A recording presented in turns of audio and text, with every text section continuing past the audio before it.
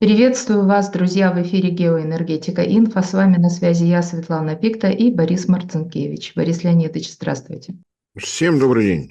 Подводный энергетический кабель Эстелинк, связывающий Финляндию и Эстонию, неожиданно, но правда уже второй раз за год, вышел из строя. Что там будет с ценами? Ой, интернет взорвался тем, что цены там взмылись куда-то вверх, вдаль и так далее.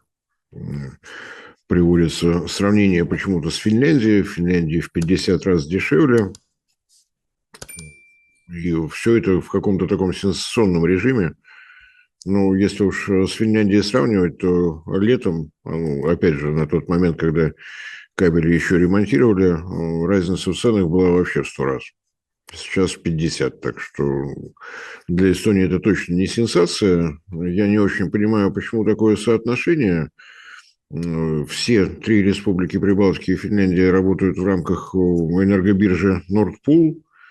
Есть отдельные ценовые зоны для Эстонии, Латвии, Литвы.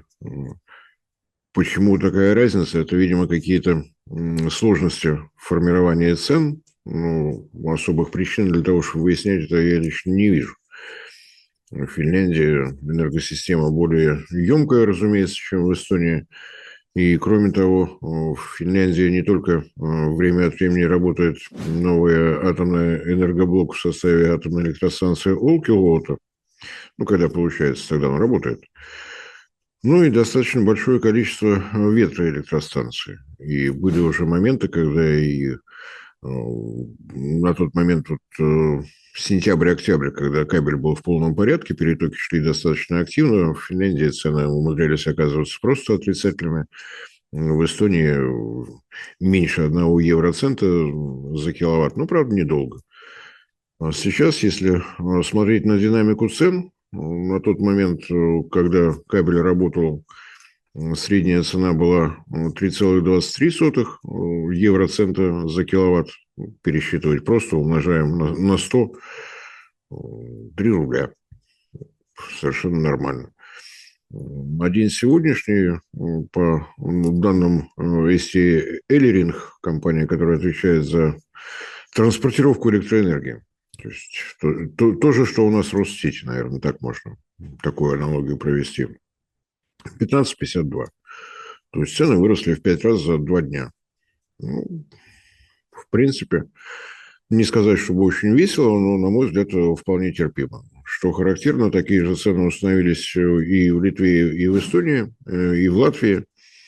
В Финляндии по-прежнему цена вот в 50 раз меньше. Что-то там около 0,3 евроцента за киловатт. Что-то около 3 рублей. Это, разумеется, оптовые цены. Во всех 4 странах, про которые говорим, есть акцизный налог на электроэнергию.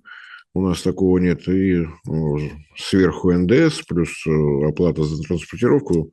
То есть для населения там все это достаточно невесело, но, опять же, можно, конечно, иронизировать по поводу происходящего, но эстонские компании энергетические предоставляют целый пакет вариантов страховаться от таких случаев. Можно было, например, зафиксировать летом цену на 2 года вперед. И она просто не меняется. То есть компания там каким-то образом компенсирует за счет прочих То прибылей. есть ты идешь в страховую компанию и говоришь, я Нет, хочу быстро ты подписываешь со своей поставляющей компанией договор, что мы фиксируем цену на 2 года. Можно подписывать договора, чтобы цены были гибкими, то есть в зависимости от ситуации на энергобирже. Но это такая уже игра в рулетку для тех, кому не хватает адреналина. В какие-то дни у вас цена будет, ну, давайте в рубли пересчитаем, там что-то на уровне 1 рубля. Вот сейчас на уровне 15. Ну, может быть, по году что-то интересное будет. По крайней мере, будет не скучно. Можно ежедневно следить, как там у тебя дела, кто кому платит. Так что вот такая ситуация. На мой взгляд, иронизировать по этому поводу особого смысла нет. На нас это не влияет никак. Если Эстонию это устраивает, то почему бы и нет? Правительство Эстонии по-прежнему уверяет свое население о том, что решение о выходе из электрического кольца БРЭЛ продуманное, взвешенное, и вообще все будет хорошо. На нас это, собственно говоря, никак не отразилось, потому что поставки электроэнергии в Прибалтику прекратились еще в 2022 году. То, что сейчас происходит, это юридические формальности. О выходе из кольца БРЭЛЛ участники обязаны предупреждать не менее чем за полгода, что и было сделано с такой прибалтийской флегматичной точностью. Вот этом сообщили, в феврале выйдем. Как ни странно, для России это даже немножечко пользу принесет, поскольку мы занимались регулированием частоты в кольце БРЭЛЛ. Теперь этого делать будет не нужно, это их самостоятельное решение предстоит принимать. Какая-то дополнительная плата за это тоже с населения, с бизнеса снята будет, но тем не менее. И говорить о том, что в Прибалтике прямо настолько невероятно бедственное положение, на мой взгляд, то ли можно, то ли нет. Компания «Эстигаз», можно я не буду переводить, вы же все полиглоты, эстонское название вы как-нибудь переведете. Поэтапно в советские времена, разумеется, работала только в Эстонской Советской Социалистической Республике. Постепенно расширяет поле деятельности, работает уже и с южными соседями по Прибалтике, и в Польше, и даже в Германии какие-то операции с газом производит, зарабатывая тем самым деньги для себя. Косвенно это отражается и на потребителях в Эстонии. Чем крупнее игрок, тем больше шансов того, что у него будут более выгодные ценовые условия со всеми вытекающими. Что было бы, если бы Эстония, Латвия и Литва не выходили из кольца БРЭЛЛ, работа продолжалась бы? Сказать тоже достаточно сложно. С 2015 года все три прибалтийские республики работают по правилам той самой энергобиржи Nord Pool, так же, как участником этой биржи была и наша государственная монополия «Интеррал». То есть никаких особых условий, работаем вот так, как предписано биржей. Но, тем не менее, по соглашению о функционировании кольца БРЭЛЛ, каждая из стран-участниц, БРЭЛЛ – это Белоруссия, Россия, Эстония, Латвия, Литва, держали в резерве на случай аварийных отключений по 150 мегаватт мощностей. На мой взгляд, вот в этом случае исчезновение кабеля и возможности поставок электроэнергии из Финляндии в Эстонию по этому кабелю, мощность у него 650 мегаватт, 5 раз по 150, и, собственно говоря, никакой причины для изменения цены просто не было бы. Но это их решение. Я считаю, что каждая страна вправе выбирать свой путь. Раз уж она выбрала путь независимости, ну правильно, да? Пусть действует.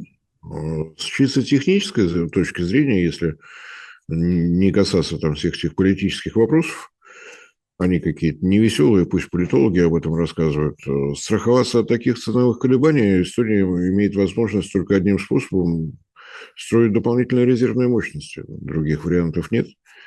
Может быть, летом их могла бы подстраховать Латвия с ее гидроэлектростанциями. Зимой это точно исключено. Зима – это время накопления воды в водохранилищах. Соответственно, поддержки с технической точки зрения быть не может. Хотя вызывает большое удивление, почему настолько велика разница цен была летом.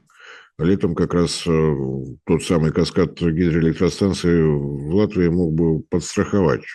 Почему-то этого не произошло, но, опять же, может быть, таковы правила биржи Nord Pool, может быть, есть какие-то предписания, которые запрещают вот такие перетоки. Можно ли считать, что Эстония, Латвия и Литва выбрали оптимальное решение? На мой взгляд, нет.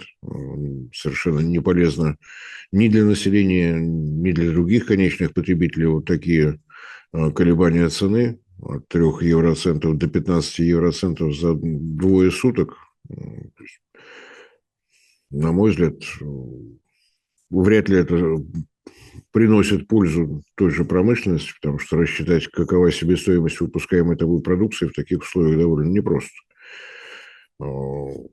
Какие уроки из этого надо извлекать? На мой взгляд, ровно те же самые. То, что у нас есть возможность внутри России резервировать мощности на случай вот таких аварийных ситуаций. А сейчас зима, время всегда сложное, это и обрывы проводов, и снег на проводах, и все что угодно еще. Резервные мощности надо иметь, насколько стабильна наша система зимой. Ну, если смотреть по показателям аварийности, пока, правда, отопительный сезон далеко не закончен, но снижение на 11% по сравнению с прошлым годом количество аварий уже имеется. То есть, если это превратится в тенденцию, то на самом деле достаточно неплохо. Но что касается России, то резервирование мощностей, ну, тоже вопрос такой, на мой взгляд, достаточно непростой.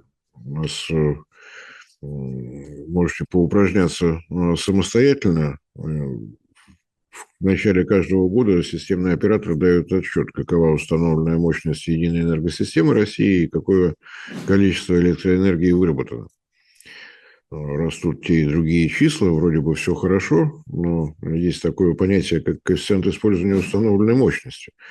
То есть из 100 возможных часов, грубо, сколько часов у вашей электростанции работало. Данные по каждому виду генерации почему-то с 2020 года не публикуют. Я не знаю почему. Может быть, просто не нашел. Может быть, если кто-то из вас, уважаемые зрители, слушатели, найдет, поделитесь. Если брать показатели прошлого года, количество выработанных часов, установленная мощность, нехитрое упражнение. Берем установленную мощность, умножаем на 24 часа в сутки, на 365 дней в году. 23 у нас не было високосным. Вычисляем КИУ. Коэффициент использования установленной мощности в 2023 году составил 45,5%. Больше половины времени наши электростанции не работают. Возникает сразу несколько вопросов. Почему не работали? Было такое огромное количество поломок. Статистика показывает, что нет. Почему я говорю, что было бы интересно посмотреть в разбивке? Росэнергоатом по 2023 году отчитался, что у него коэффициент установленной мощности превышает 82%. Ассоциация развития возобновляемой энергетики есть у нас такая, дала немножко другие показатели, немножко отличающиеся от показателей атомной генерации. 27% коэффициент использования установленной мощности для ветровых электростанций и 17% для солнечных. Возникает вопрос, что строить выгоднее? Нам рассказывают о том, что электроэнергия, генерируемая на ВИЭ, значительно подешевела, но 17, если брать в среднем по ВИЭ 20% и 80% Росэнергоатома, конечно, оно дешевле, но почему-то производится в 4 раза меньше. Я понимаю, что в России большая площадь, но отдавать огромные территории под солнечные панели, поля ветроэлектростанции, вместо того, чтобы построить там традиционную, от которой диспетчер только радуется, возобновляемая энергетика принципиально не диспетчеризуема, пока только у Аллегровой удавалось трюк развести тучи руками, у остальных как-то плохо. Предсказать, какой будет погода, будет ветер, будет он слишком сильным, слишком слабым, что там с тучами на небе, невозможно. Но мы продолжаем вкладывать средства в строительство новых электростанций солнечных, ветряных. У нас есть договора предоставления мощности, в соответствии с которыми с рынка собирают деньги за оплату этой мощности. Но автоматически возникает вопрос, почему мы должны собирать деньги за 100% мощности, если она используется на 27% в случае ветровых электростанций. Может быть, мы что-то не так делаем? Может быть, нужно пересмотреть. И еще один вопрос. Если у нас коэффициент использования установленной мощности менее 50%, то планы по строительству новых электростанций, насколько они оправданы? Если у нас половину времени наши электростанции не работают. Ну, а пока следим. То есть делаем выводы. Резервную мощность надо иметь, тем более в отопительный период. В Эстонии сейчас морозов отнюдь не наблюдается. Я думаю, что если была более морозная погода, было бы еще сложнее. Это я не к тому, что позлорадствовать, это к тому, что в объединенной энергосистеме всегда рассчитывают на самые тяжелые случаи. Авария при морозе минус 30, там, минус 40. Вот на этот случай все равно резерв и алгоритм действий нужно иметь. Не будем об этом забывать. Надеемся, что в Министерстве энергетики, в системном операторе об этом тоже помнят. Но опыт там и там у людей есть, так что Будем надеяться, что перезимуем более уверенно, чем в прошлом году. Спасибо, Борис Леонидович, за прекрасный комментарий. Друзья, мы ждем вас в наших эфирах. Всем спасибо за внимание, всем всего доброго.